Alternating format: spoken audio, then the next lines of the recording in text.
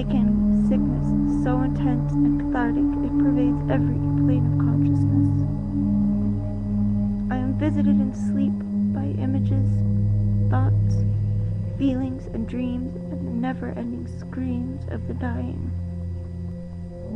They come to me, call to me. They haunt my spirit and never leave me. The voices of the ones lost and yet to be lost.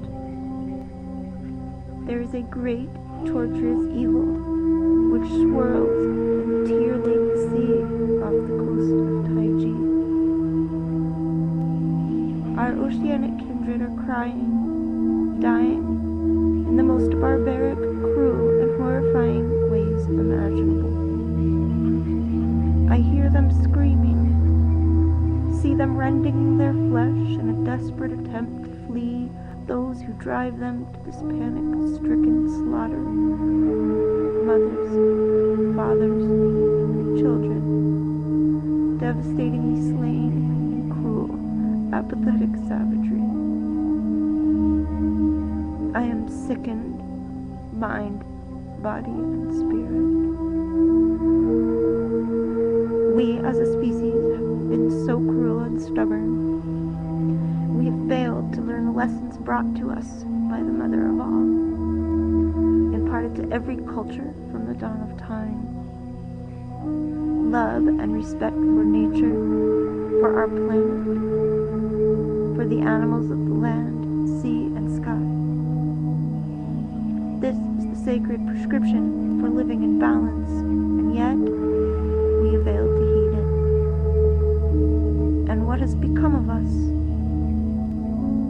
Unspeakable horrors lurk beneath the surface, swept under ornately crafted rugs, to collect with the dust and karmic detritus that no one wishes to see, hear, or know. There are no words, and I consider myself sufficiently equipped with vocabulary to articulate most anything. Crimes this severe, however, elude adequate description. A sea of my own flows from my eyes, and my throat tightens as I sit here, rocking softly, because the pain is unbearable, because I cannot be still. I know what is coming, and I am absolutely devastated that I myself can do nothing to stop it, physically. But I will not rest. I will not close my eyes to the horror of a sea turned crimson, of the mauled bodies writhing, thrashing, bleeding, in the long, slow ebbing of life from their veins. I will not close my ears to their heart-rending cries, and I refuse to close my heart to the plea which flows in the blood pouring out here. I will not avoid, ignore, or try to forget, because this is not something that should be overlooked, no matter how disconcerting, no matter how awful, sickening, and absolutely agonizing it is to be open and present in receiving the I hear you, precious creatures.